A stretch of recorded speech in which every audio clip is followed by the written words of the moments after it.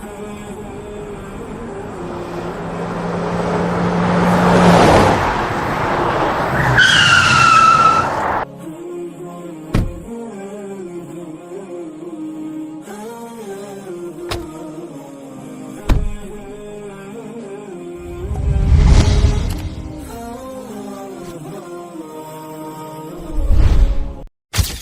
হলেন এলাকার বিশিষ্ট শিল্পপতি ও সুদখোর মোহাম্মদ কালাম সাহেব।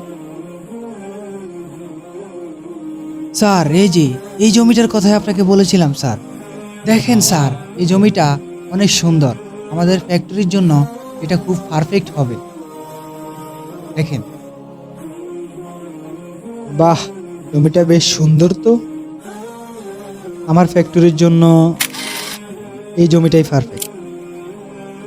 জি স্যার, ঠিকই বলেছেন স্যার, কিন্তু ছোট্ট একটা সমস্যা আছে স্যার। কি সমস্যা? স্যার, জমিটার অনেক দাম চাই স্যার, কিন্তু স্যার আপনার অ্যাকাউন্টে তো তেমন টাকাও নাই। বসুন্ধরার বাড়িটা করার পর অ্যাকাউন্টে তেমন টাকাও নেই। এত কথা বুঝি না, এভাবেই হোক তুমি আমার টাকার ব্যবস্থা করো। আমার একজন জানাশোনা লোক আছে স্যার, আপনি চাইলে আমি মিট করায় দিতে পারি। প্রয়োজন হলে তাই করো, আমার এই জমিটা চাই। ঠিক আছে স্যার, গাড়িতে বসেন।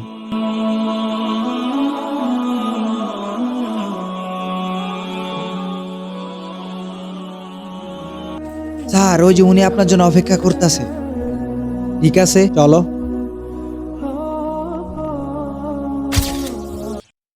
ইনি হলেন সর্বহারা সমিতি লিমিটেডের কর্মকর্তা ফয়সাল খান।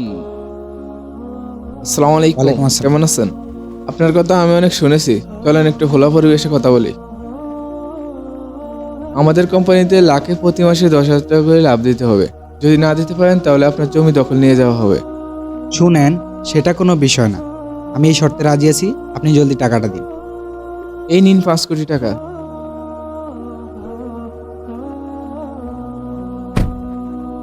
ঠিক আছে। জি জি জি, হ্যাঁ হ্যাঁ হ্যাঁ, জি হ্যাঁ, আপনার মাসাইলটা হলো এমন, যদি আপনি ইনি হলেন এলাকার সৎ ও বিজ্ঞ ইমাম হাফেজ মোহাম্মদ ইফতেখার ইসলাম। কি ব্যাপার, কালাম সাহেব আবার সুদের লেনদেন করতে আসো না তো? গিয়ে দেখি তো একটু। হ্যাঁ, আমি আপনাকে একটু পরে ফোন দিতেছি, হ্যাঁ পরে। টাকাটা পেয়ে আমি অনেক উপকৃত হলাম, আলহামদুলিল্লাহ। কি ব্যাপার কালাম সাহেব, কেমন আছেন? আর আপনি টাকাটা কি আবার সুদে নিচ্ছেন? আরে হুজুর, আপনি আর এই সময়? আপনি কি টাকাটা আবারও সুদে নিচ্ছেন? দেখুন হুজুর, আপনি এর আগেও আমার লেনদেনের ব্যাপারে অনেক বাধা দিয়েছেন, আর এটা সুদ হয় কিভাবে? এটা তো ওনার ব্যবসা, উনি ব্যবসা করছে, উনি লাভ নিচ্ছে, এটা তো ব্যবসা, তো হালাল।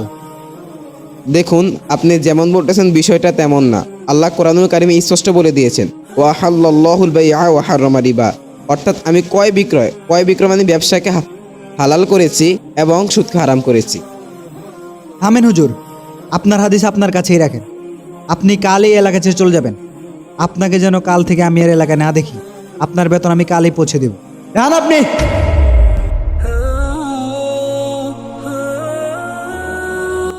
হুজুর এলাকা চেয়ে মন খারাপ করে চলে গেল এবং আল্লাহর কাছে প্রার্থনা করলো আল্লাহ যেন কালাম সাহেবকে হেদায়েত করেন।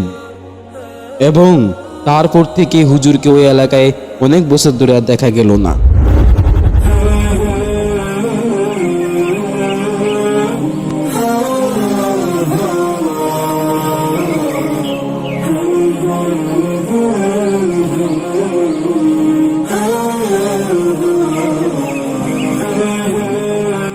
তারপর 10 বছর পর হুজুর একদিন কালাম সাহেবের এলাকা ঘুরতে আসলো।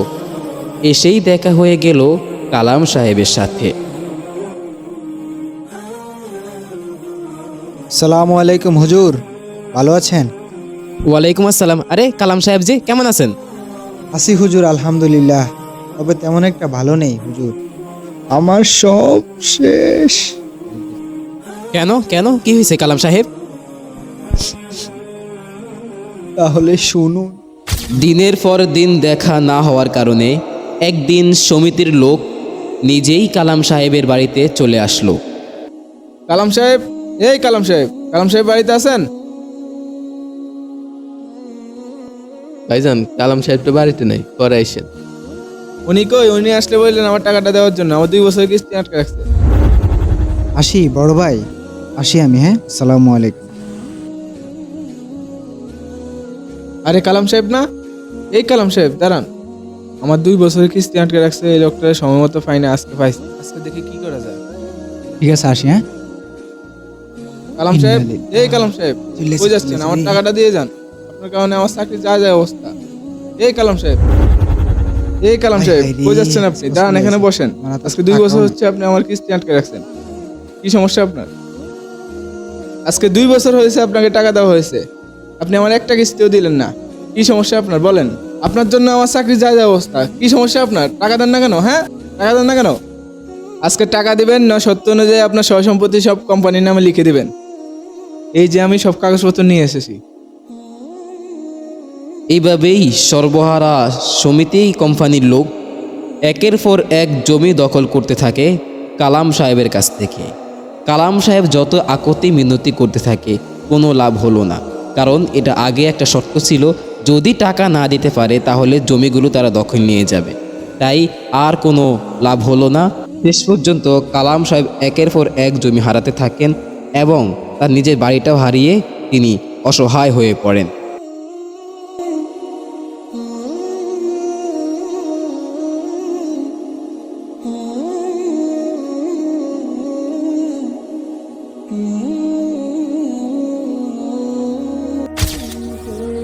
তা না হয় বুঝলাম, কিন্তু আপনার কোম্পানির কি হলো? হুজুর, সে আর বলতে, সুদের পর প্রথম প্রথম খুব ভালোই চলছিল, তারপর আস্তে আস্তে আমার লস হতে শুরু করে। তারপর আমি বাধ্য হয়ে কোম্পানি বিক্রি করে দিই। শুনেন, আমি আপনাকে আগেও বলেছিলাম যে সুদ এগুলো আল্লাহ তাআলা কত মারাত্মক করছেন। আপনি তো দিন বুঝতে পারেননি, আপনি বলেন কি এটা তো একটা ব্যবসা। আসলে আল্লাহ তাআলা এই ব্যাপারে কোরআনুল কারীমে বলেছেন যে ওয়াহাল্লাল্লাহুল বাইয়া ওয়া হারামা রিবা, ক্রয় বিক্রয় অর্থাৎ ব্যবসাকে হালাল করেছে এবং সুদ হারাম করেছে। অর্থাৎ আপনি যে বলছেন এটা একটা ব্যবসা, এটা ব্যবসার অন্তর্গত পড়ে না, এটা সুদের ইয়েতে পড়ে যায়। আর এছাড়াও সুদ কত বড় মারাত্মক এটা আল্লাহ তাআলা কোরআনুল কারীমে বলে দিয়েছেন, ফাইল্লাম তাফআলু ফাযানু বিহারবি মিনাল্লাহি ওয়া রাসূলিহি। অর্থাৎ যদি তোমরা সুদ না ছাড়তে পারো তাহলে আল্লাহ ও তার রাসূলের সাথে যেন যুদ্ধের জন্য প্রস্তুত হও।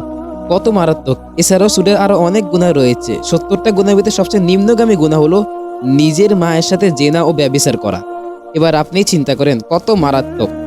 আর আল্লাহ তাআলা বান্দাকে সাথ দেন কিন্তু ছেড়ে দেন না। আল্লাহ তাআলা তখন আপনাকে মাফ চাওয়ার জন্য সুযোগ দিয়েছেন বহুত। এইভাবেই হুজুর কালাম সাহেবকে বুঝাতে থাকে এবং কালাম সাহেবও নিজের ভুল বুঝতে পারে। আমি তো অসহায় হুজুর, এখন কি করতে পারি? দেখেন, আল্লাহ তাআলার কাছে ক্ষমা চান, আল্লাহ তাআলা যেন আপনাকে ক্ষমা করে দেয়। আর কোনো কর্মে ছোট না। আপনি দেখেন অনেক কর্ম করে খাচ্ছে, কিন্তু কোনো কর্মই ছোট না। আপনি কোন একটা কর্ম করে খান আর আল্লাহ তাআলার কাছে ক্ষমা চান আর হালাল রুজি করেন, এটা আপনার রাস্তা আছে। আর আল্লাহ তাআলা যদি আপনাকে ক্ষমা করে তাহলেই, আর নয়তো আর কিছু করার নেই। আল্লাহ তাআলা যদি ক্ষমা করে, এটা আপনার রাস্তা। এখন আমি আমার ভুল বুঝতে পেরেছি হুজুর, আমি আর জীবনে কখনোই সুদের আশ্রয় নেব না। কালাম সাহেব নিজের ভুল বুঝতে পেরে ইসলামের পথে চলে আসলো এবং সুখে শান্তিতে জীবন কাটাতে লাগলো।